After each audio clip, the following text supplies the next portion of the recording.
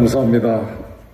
서울경제신문사가 주최하는 서울포럼 2021 개막식을 축하드리겠습니다. 큰 박수로 맞아주시죠.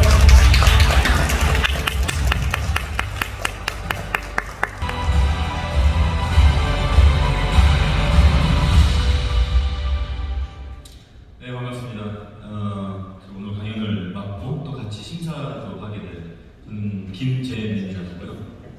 한국의 수소도시 인프라 구축 현황과 과제, 창원시를 중심으로라는 주제로 강연을 해주셨는데요. 여러분의 큰 박수로 김재민 대표님 모셔보겠습니다.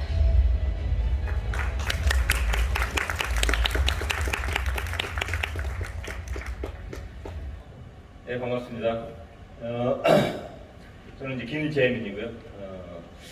저는 이제 한국에 온 지는 한 1년 정도 됐습니다. 그 말은 저는 원래 이제 영국의 스코틀랜드에서 있고 왔습니다. 저 국적도 영국이고요. 한 23년, 24년 됐습니다. 영국 스코틀랜드 하면은 이제 바람이 많은 나라고요. 바람의 나라이기도 하고, 그래서 이제 풍력 발전기들이 많이 들어갑니다. 제가 있던 글라스고우에서도 유럽에서 가장 큰 육지형 풍력 발전기를 돌리고 있습니다. 제가 여기 와서 이제 계속 원래 돌아가야 되는데 여기 남아서 사업을 하려고 있습니다. 외국인 신문으로. 지역경제 녹색 얼라이언스라고 하는 거는 이제 지자체나 기업들한테 탄소 중립형 사업들을 이렇게 제안하고 그런 협업 사업, 그러니까 시민과 기업, 지자체가 협업을 할 수 있는 그런 것들을 이제 기획하는 일을 하고 있습니다. 거기에 이제 제가 이제 대표로 되어 있는데, 제가 왜 돌아가지 않고 이렇게 남게 됐는가, 오늘 발표 내용에 또 있습니다. 혹시 여기 온라인에 많은 분들 계신데 외국에 계신 분 계신가요? 전부 국내 분이시군요. 어쨌든 동포분 계시면 인사드립니다. 제가 오늘 얘기할 것들은 한 3가지 정도 됩니다. 한 10분씩 이렇게 나눠서 얘기할 건데, 일단 창원의 수소 생산 저장 활동을 위한 인프라 구축 사례. 제가 무슨 창원시의 스폰서를 받고 뭐 이런 건 하진 않고, 기업을 창립을 해서, 이것도 이젠 파트너스는 이제 일종의 스타트업인데, 어떠한 대기업이나 어떤 자본이나 어떤 뭐 기관에 소속돼서 일을 하게 되면 이게 어떤 객관적인 그 견해를 피기가 참 어려워요. 그래서 또 나름대로의 영어로 임파셜한 그 오피니언을 주고자 제 스스로의 기업을 만들었고, 또 이제 얼라이언스 쪽에서도 이제 그런 사람이 이제 앞에 서서 얘기를 하는 것들이 훨씬 대표성이 같다라고 한 것 같아요. 창원시 얘기도 제가 이제 보고 객관적으로 어떤 것이 있는가. 물론 다른 시도 있습니다. 울산도 굉장히 좋은 모범 사례가 가지고 있고, 쉽게 얘기해서 저는 수요자를 위해서 일을 하고 있습니다. 그러니까 에너지 분야에서 수요자는요, 구매를 하고 에너지 비용을 내는 사람입니다. 탄소 중립 사회에서는 그 탄소를 사용하는 데 있어서 수요자 있다. 그러니까 그런 분들이 이제 갑입니다. 그러니까 저는 갑을 위해서 일을 한다고 보시면 되고요. 오늘 하는 얘기도 앞에서 여러분들이 얘기했지만 사실 가만히 쳐다보시면요, 계획들이 많습니다. 이거 할 거다, 이거 할 거다. 오늘 미국 얘기도 했지만 굉장히 좋은 얘기들이 많았습니다. 하이드로젠 도시에 대한. 근데 다 계획입니다. 그래서 저는 보고 실제로 보고 직접 했던 거, 이걸 기준으로 말씀을 드리고자 합니다. 탄소 중립 사회를 위한 기회, 이 수소 도시가 어떻게 대한민국 사회가 가는 향후 2050년까지의 탄소 중립의 목표를 달성하는데 기여를 할 수 있을 것인가? 그 기회들 아마 굉장히 이렇게 땡기는 아이템들이 있을 겁니다. 이런 것들을 한번 사업하면 어떨까? 또 이런 걸 공부하면은 앞으로 몇 년 후에 내가 스타트업을 만들어서 할 수 있지 않을까? 그러면 또 영감을 받을 수 있는 그런 것들도 한번 했고요. 나머지는 이제 도전 과제들.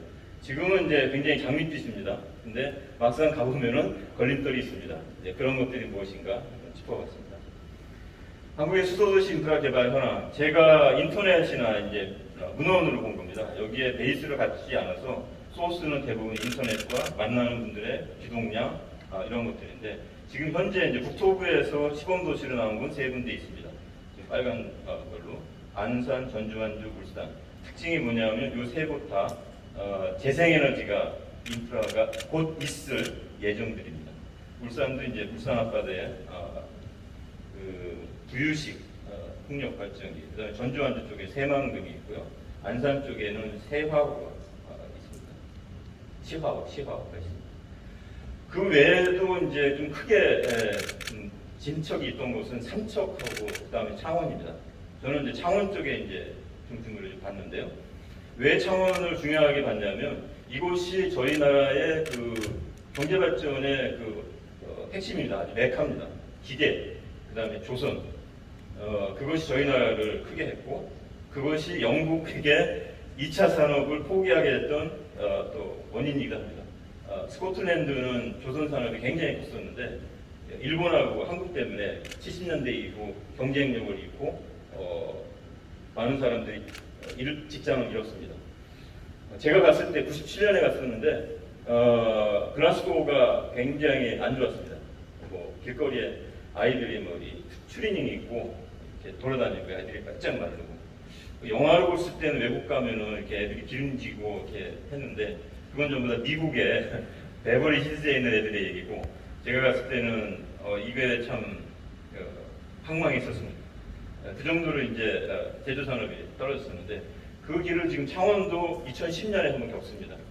여기 보면 송산구, 해운구, 진해구가 이제 마산 창원 지역인데 특히 기계하고 조선 쪽이 증감률을 볼 때 감소율이 굉장히 크게 나타났죠. 이건 굉장히 큰 위기감입니다. 실제로 인구도 많이 나갔습니다. 근데 이제 가만히 보면은 이 부품 산업들이 있습니다. 기계 산업의 부품 산업들이 충전소, 그러니까 수소 충전소와 연관된 걸 한번 맡아봤더니 부품 기업이 한 15개 정도가 있고 수소차 이걸로 했더니 한 535개 정도 있더라. 그래서 한번 다 뒤져봤더니 조그만 업체, 이렇게 공방 같은 데까지 하면 한 2,500개 정도가 있다는 거죠. 그러면 이런 거 연관돼 가지고 새로운 걸 만들지 않을까? 즉 지역의 현재 자원을 중심으로 향후의 미래를 이제 계획을 한 거죠. 그거의 시작, 그런 영감이 어디서 왔는가 제가 봤더니 2013년에 이제 현대가 양산형 수소전력 연료전지 자동차를 소개를 했습니다. 이게 이제 최근에 나온 넥소가 아니라 그 투싼에다가 연료전지를 이제 놓고 하는데 이게 양산형이라는 건 굉장히 중요합니다. 이거는 소비자 입장, 지금 제가 수요자 입장에서 한다고 했잖아요. 수요자가 이거 차 괜찮네, 만족해, 내가 돈 주고 사겠어, 할부금을 주든 뭘 하든 몇 천만 원을 내는 그런 제품이라는 겁니다. 실험실에서 뭐 하는 일이 아니라 제품형이라는 거. 그 다음에 이제 바다로 갔더니 잠수함에 이 연료전지가 이제 들어갔는데 그 공급 기업이 범한산업입니다. 이 범한산업이 창원에 있던 기업인 거죠. 근데 원래는 공기압축기를 공장에 납품하는 그 회사였어요. 2차 산업의 아주 대표적인 핵심적인 거죠. 근데 이제 이런 방산업체와 관계돼서 했는데 그 제품이 이제 PMFC로 연료전지가 된 거죠. 이 두 가지를 가만히 보면 영감이 떠오르죠. 우리가 어떤 식으로 이제 갈 것인가. 양산 체제가 있고 제품이 나오기 시작했다는 거죠.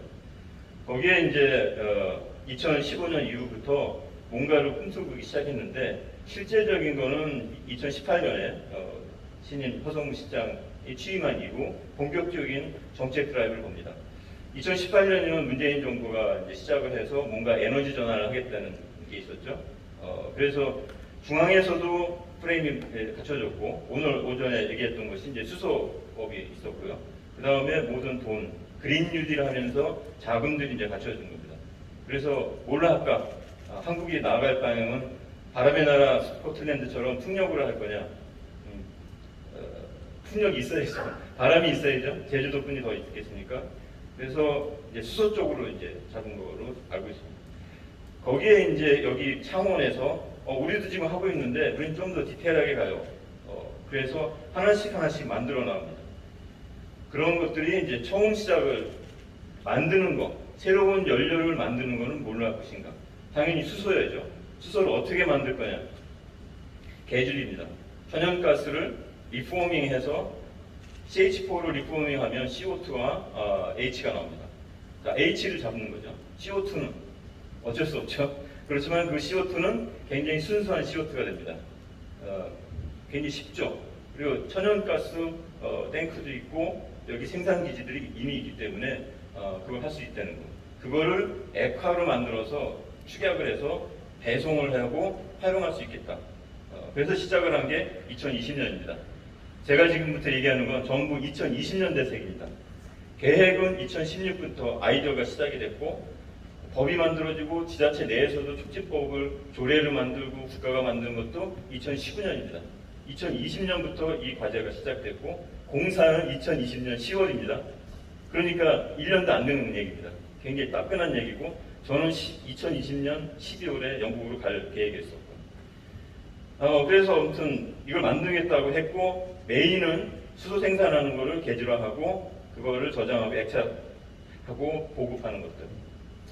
이것도 그냥 계획이 아닙니다. 구체적인 사이트도 있습니다. 산업단지에 있는데 돈이 없으니까 산업단지의 환경개선 펀드를 활용해줬다고 했습니다. 이미 산업단지는 있고 땅은 있는 거죠. 두산중공업도 원래는 여기가 석탄과 터바인을 만드는 전형적인 화석연료 기반의 업체였습니다. 뭔가 살 길을 찾은 거죠. 그래서 이 부지를 만들어서 여기에 만들겠다고 했습니다. 아마 지금쯤 많이 진행이 됐을 겁니다. 이 그림은 완성도가 아닙니다. 앞으로 이제 진행될 거고 금년 안에 21년도 안에 준공 예정입니다. 자, 그러면 그레이 수소가 마음에 안 드신다면 좀 더 덜 그레이한 걸로 가자. 그린으로 가기 전에 블루 수소라는 얘기를 쓴다고 하는데 요거는 좀 더 깨끗한 수소를 만들자. 어떻게? 바이오가스를 사용합니다. 바이오가스가 어떤 거냐면 하수도에서 이렇게 나오면 하수도에서 암모니아들이 여러 가지 있지만 그 가스들이 있습니다. 그 가스 안에는 미탄이라고 하는 역시 CH4가 이제 나오기도 합니다. 그거를 또 개질합니다. 그걸 왜 할 거냐? 왜 하느냐? 그 CO2의 그린하우스 가스의 양이 일반 개질보다 훨씬 작습니다. 3분의 1 수준입니다. 여러분들이 좀 알아야 되는 게 우리가 이산화탄소가 문제가 아니라 그린하우스 가스가 문제입니다. 그린하우스 가스는 여러 가지 가스들이 합쳐서 대기에 풀어졌을 때 지구를 따뜻하게 하는 것이라는 거죠. 그거를 왜 이산화탄소라고 말을 하냐면 이산화탄소로 단위를 통일시킨 겁니다.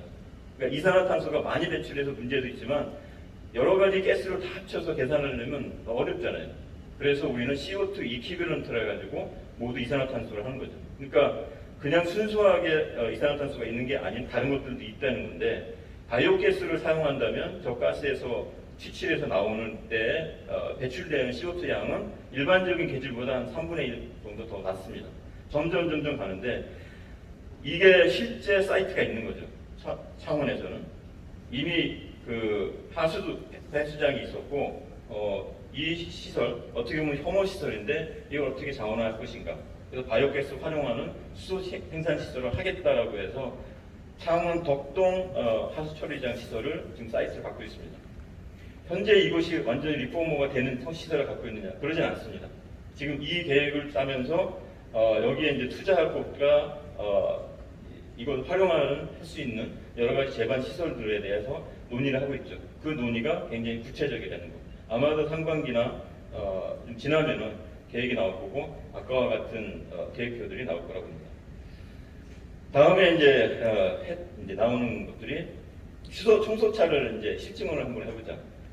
이건 굉장히 중요한 얘기입니다. 수요자 입장에서 내가 갑의 입장에서 기술들이 여러 가지가 있습니다. 신재생의 그 항목으로 보면은 풍력도 있고 태양광도 있고 원자력도 있고 이렇습니다. 댐도 있고.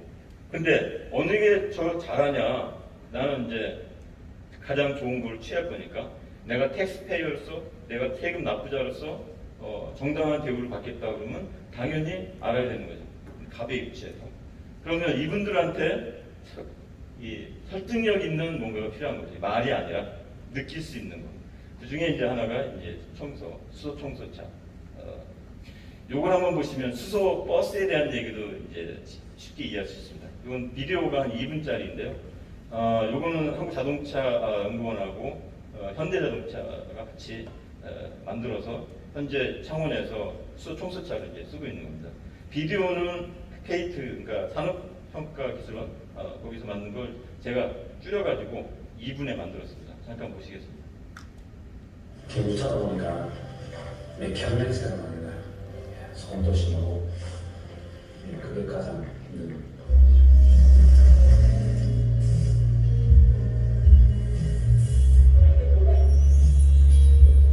건강이 안 좋아지고 이제 퇴사를 하시거나 또 사망하시는 분들이 꽤 있어요. 그리고 퇴직하시고 얼마 안 돼가지고 뭐 폐암이나 위암 이런 이제 건강적인 이유로 사망하시는 경우도 꽤 많아요.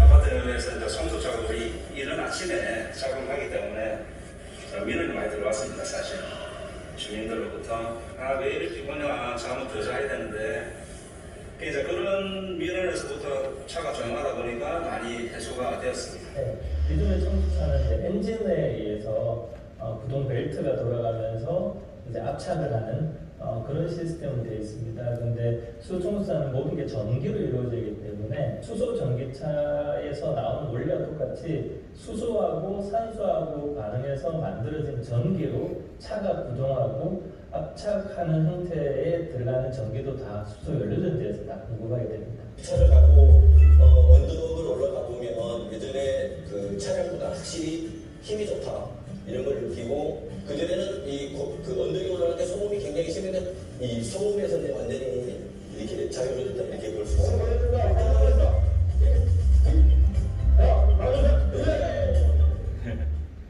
한국의 그 영상은 마지막에 항상 이렇게 계속 이 파이팅하는 게 있고, 한국에 사진 찍으면 마지막에 꼭 이렇게 파이팅 계속 싸워요 우리는. 네.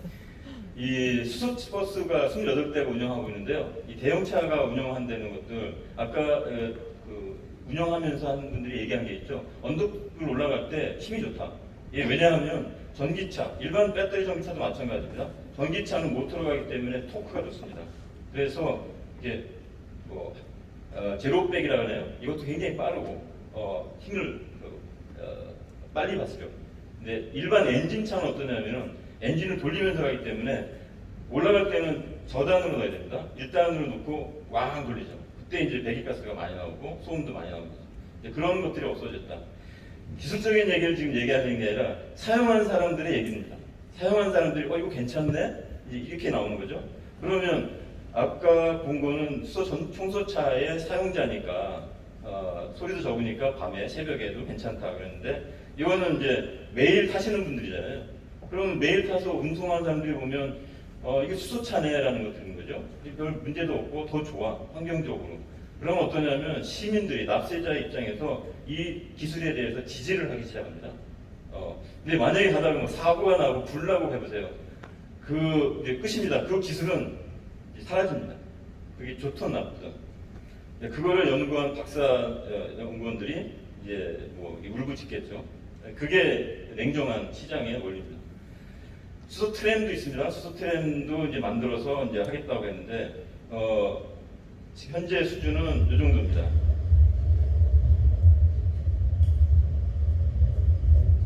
거북이 같이 가죠. 이 정도. 이 얘기를 제가 왜 했냐면 이 시운전이 이제 언제 했냐면 4월 19일이잖아요. 그러니까 2달도 안 돼요. 이때 산자부 장관도 오시고 도지사님도 오신 거예요. 그래서 딱 앉아서 자 시운전 해봐. 현대 롯데에서 했던 건데 안 움직였어요. 이게 이제 얼마나 당황스럽습니까? 저도 이제 컴퓨터 엔지니어로 이게 하다 보면은 실험실에서 다 됐는데 이제 딱 들고 가가지고 클라이언트 보여주려고 하면 안 되는 거예요. 뭐가 바뀔 때든지 뭐 아무튼 진땀 나죠. 근데 그 다음에는 다행스럽게도 기자들한테 다시 보여서 이거 진짜 움직여서 보여준 게 한 요 정도입니다. 현대는 이제 이런 정도인데 이 트램은 굉장히 중요한 게 짧지가 않습니다. 운영 기간이. 그게 이제 수소차의 거고 전기가 아니기 때문에 케이블이 필요 없고 여러 가지 친환경적인 것도 있어서 기대를 많이 하고 있는데 더 많은 사람을 수용할 수도 있는 거 그런 점들이 이제 그리고 현재 수준은 이 정도라고 하는 거. 내년 되면 좀 빨라질 수 있을 거라고 봅니다. 그 다음에 이제 나온 거는 도시명 연료전지로 한 8개 부지에 우리가 하겠다라는 계획입니다. 이것도 이제 PF를 해가지고 진행하겠다는 건데, 하나 독특한 건 2.4메가와트로 딱 고정을 해가지고 농협센터, 농업기술센터, 공원, 산단 이렇게 이제 시범으로 8개를 하겠다는 거죠. 이 정도면요, 저희 스코틀랜드에서 한 부지 하나, 국가에서 하는 그 하나 규모입니다. 그거를 창원시에서 8개를 하겠다는 겁니다. 거의 지금 사업적으로 합의가 되고 있는 상태라고 볼 수 있고요. 저는 이 개념은 별로 안 좋아합니다. 왜냐하면 2.4로 딱 못 받는 거. 수요자 입장을 볼 때는 내가 얼마를 쓸지 모르는데 니네가 왜 2.4로 고정하느냐, 이제 이런 거고, 여기서 2.4로 했던 거는 그 보급을 하기 위해서 2.4 만든 다음에는 그 다음 할 때는 좀 더 쉽다는 거죠. 근데 저는 조금 의문시 되는 것도 있습니다. 그건 나중에 말씀드리고, 그 중에 한 사이트가 그 HECCS라고 해서 수소 인프라의 가장 기본적인 거, 생산, 저장, 이동, 활용, 이거를 이 사이트 안에서 한번 해보겠다. 실증 사이트입니다. 이거는 이제 여러 가지 기관들하고 연구기관한테 사이트를 주고 연구를 시키게 하는 거겠죠. 이런 것들이 있습니다. 향후 저런 것들이 진행이 되면 2040년도에는 우리 창원은 이런 모습이 될 겁니다. 그림은 다 그릴 수 있습니다. 앞으로 20년 후니까. 저에도 10년 후면 그림 멋있게 그리죠. 근데 이제 한 50년 살다 보면 10년이 그렇게 멀게 느끼지 않습니다. 20년도 그렇게 멀지 느끼지 않고요. 제가 97년에 갔을 때 첫 애가 났는데 지금 다 커가지고 제 말 안 듣고 자기 남편 될 사람 말 안 듣고, 아무튼 2년 정도 지난 것 같아요. 근데 현재 2040년 기준으로 해서 하겠다고 하는 것들이 이제 이렇게 나옵니다. 굉장히 많은 일자리 창출도 하고, 이제 창원이 향후 4차 산업의 미래에 모범을 만들겠다. 이런 여러 가지가 있지만 결국엔 경제적인 겁니다. 어떻게 창원이 이 경제적인 성장과 같이 해서 모범으로 가고 그 기술을 해외에 팔 수 있는가. 두 번째 제가 지금 얘기하는 건 시간이 많이 가서 이 부분이 더 짧았을지 모르겠는데, 이게 탄소 중립적이라는 개념에서의 수소도시입니다. 그러니까 수소도시 얘기하면 여러 가지 얘기 나오지만 사실 이 친환경 문제, 특히 탄소 중립을 빼놓고서는 안고 없는 찐빵입니다. 과연 수소는 도시는 탄소 중립에 어떠한 기여를 할 수 있는가. 간단한 모습을 보여주는데, 배경으로 여러분들 제로에너지 건물에 대해서 많이 들었을 겁니다. 건물들이 에너지를 적게 써가지고 거의 에너지가 안 쓰는 겁니다. 이거는 공공건물은 금년부터 3,000평방 이상이 되면 의무화가 돼서 있고, 현재 제가 보여주는 요 서울 에너지 드림센터는 2011년에 오세훈 시장, 이전 오세훈 시장이 기획을 하고 예산을 만들어서 박원순 시장이 준공하고 운영했던 겁니다. 저는 여기서 한 6년 정도 시설 운영에 참여를 했었습니다. 한 가지 질문이, 이런 아주 저에너지 건물을 하나 하고 이게 3층짜리이고 연면적이 한 3,200m 됩니다. 평방미터. 현대자동차 2020년식 전기버스, 이거는 배터리 전기버스입니다. 이 두 가지에 소비 전력이 누가 더 클 것인가? 어느 게 클까요? 당연히 질문하는 거 보니까 버스겠죠? 네. 버스가 큽니다. 이게 한 256kWh 저장인데, 파워로 보면은 이제 265 정도의 그 피크를 가지고 1시간을 굴릴 수 있는 거죠. 근데 서울에너지 중센터가 실제 얼마냐면은 한 120 정도 나옵니다. 모든 전기를 키던가 내가 쓸 때 한 120 정도 나오는데 버스 한 대보다 더 작다는 거죠. 여기 안에서 수용할 수 있는 인원이 사람이 몇 명인데, 이거는 완전히 예전의 건물하고 도시하고 다른 그 에너지 프로파일을 만들어낸다, 이런 겁니다. 이 그림을 이해하시려면 노란 거하고 주홍색의 이걸 보셔야 되는데, X축은 그 월입니다. 그 시간 2019년부터 20년까지의 그 월별, 그러나 그 시간상으로는 5분 단위. 그리고 이제 Y축은 그 전기를 이제 쓰는, 순간적으로 전기를 쓰는 양이죠. 이 보시면은 점들 있죠? 그 지점을 한번 가보세요. 그러면 150 나오고 170 나오고 점점이 나오잖아요. 그게 노란색에 나와요. 노란색은 2019년입니다. 근데 왜 이렇게 갑자기 툭 튀는 게 나올까요? 저희가 여기 엔지니어들, 기술자들이랑 앉아서 데이터를 이렇게 확인해 보는데, 데이터가 이게 튀는 어떤 쓰레기 데이터인 줄 알았어요. 뭔가 모니터링이 잘못돼서 갑자기 20 가다가 갑자기 150 이렇게 확 튀잖아요. 나중에 알아봤더니 이게 뭐냐면 그 건물에서 이렇게 이 전기버스가 있어요. 전기버스를 운행하고 있는데 전기버스 충전할 때 이게 탁 튑니다. 그래서 2019년에 봤더니 몇 번 튀나요? 1년간? 한 달에 한두 번일 거예요. 그때. 그래서 2020년도에는 야 전기버스로 낮에 하지 말고 밤에 해 이렇게 바꿨어요. 그랬더니 2020년도에는 안 나와요. 그런 피크가. 그죠? 근데 재밌는 게 뭐냐면 전기 요금을 낼 때 기본 요금은 그 피크를 기준으로 합니다. 그 다음에 사용량을 내고 피크가 커져버리잖아요. 단 하루라도 단 한 시간이라도 1년에 그게 되면 그걸 기준으로 환자는 전기 요금을 차지합니다. 그러니까 저희 입장에서는 서울시가 고객인데 낮춰야죠. 그래서 2020년부터는 그 낮에 쓰지 않도록 했어요. 낮에는 왜냐하면 에어컨도 쓰고 하니까 밤에 충전하도록 스케줄을 바꿨더니 많이 완화가 됐어요. 2017년도에 200까지 나갔던 게 2019년에 160 나왔고요. 2020년도에 90 정도 나온 거죠. 저희가 21년, 22년에는 완전히 낮춰가지고 제로로 해야지 이렇게 했었죠. 근데 저희 계약은 2020년에 끝났고요. 지금 어떻게 할지 모르겠습니다. 저의 목표는 뭐였냐면 이 건물을 완전히 제로용으로 해서 에너지 독립을 가겠다고 했어요. 그래서 뭐가 필요하느냐? 최초에 지을 때는 ESS가 없었어요. 그래서 ESS를 넣고 하면 아까 그 피크를 이렇게 감수할 수 있지 않을까? 완충할 수 있지 않을까? 그래서 열심히 당시에 이제 삼성하고 뭐 LG도 찾아가가지고 한번 기부 형태를 좀 해달라고. 5년 전에는 귀등도 안 듣고 그랬어요. 근데 드디어 2019년에 SK가 도네이션 합니다. 기부를 했어요. 자기네 신제품하고 그다음에 부품은 이제 폐배터리 전기버스에 쓰던 걸 써가지고 한번 건물에 쓸 수 있다. 이제 넣었어요. 너무 좋죠.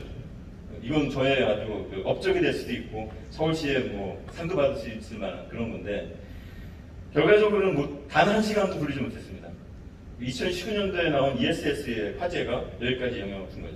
저거를 지하 3층에 넣었어요. 지하 3층에 넣고 돌리려고 준비를 했었는데 그 다음에 나온 게 소방법이 강화되고 ESS 설치하는 곳에 여러 가지 규제들이 나오기 시작했어요. 그래서 공통안전조치 주체해라.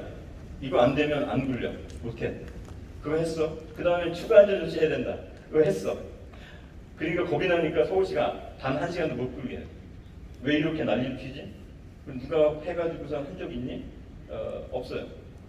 우리가 그러면 총 때릴 필요가 없지 않냐? 이런 거죠.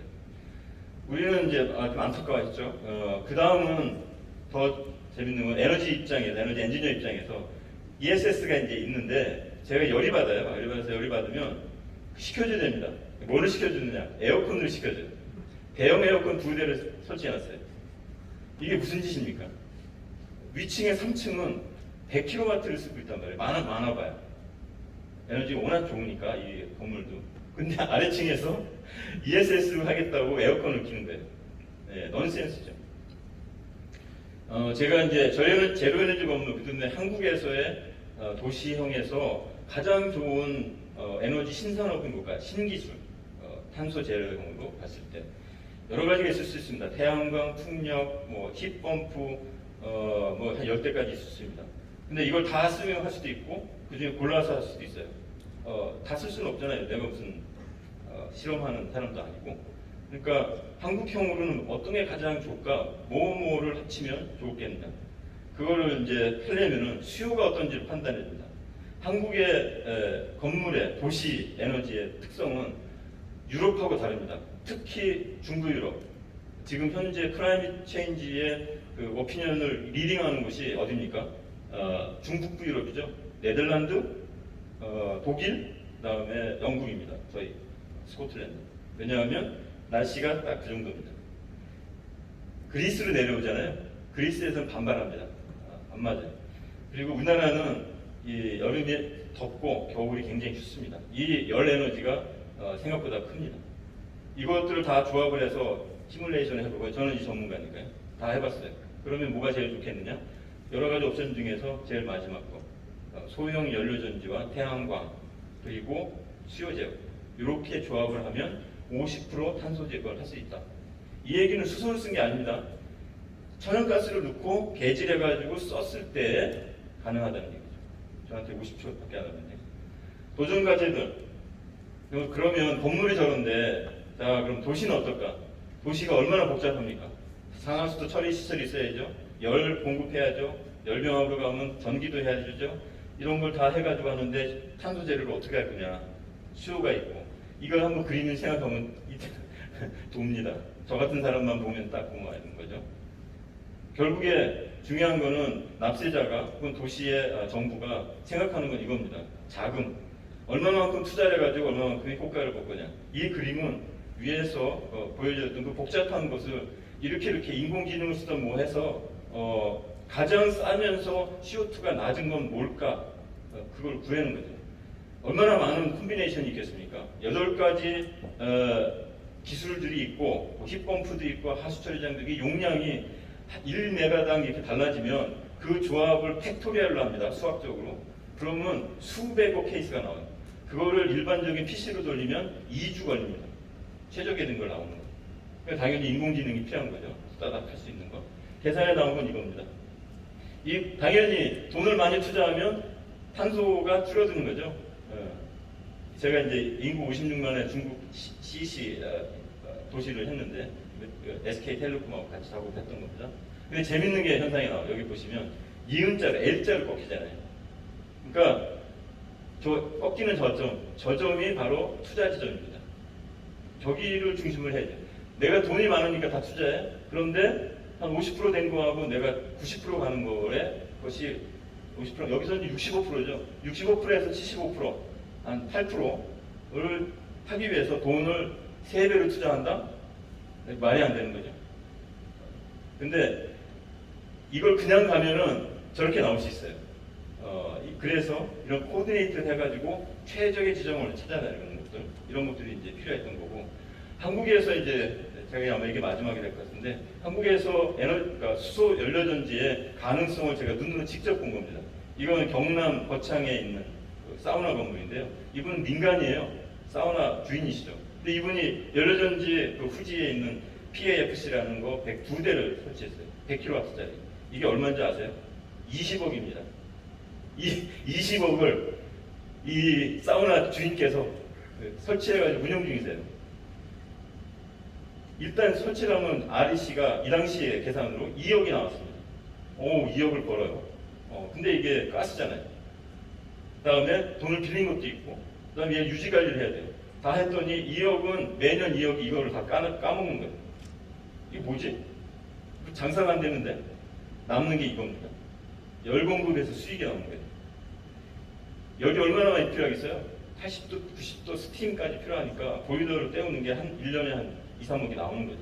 근데 얘는 공짜란 말이죠. 그러니까 비용은 이렇게 하고 그 다음에 열 공급으로 그러니까 장사가 되는 거죠. 그래서 저는 전 세계에서 이 정도 수익률에 나오는 연료전지 사업밖에 없어요.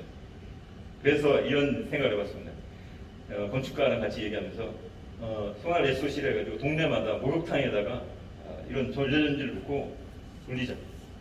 그러면 열 공급 자체로 수익이 나오기 때문에 이건 가능하다. 이런 거죠. 이건 계속 제가 추진할 겁니다.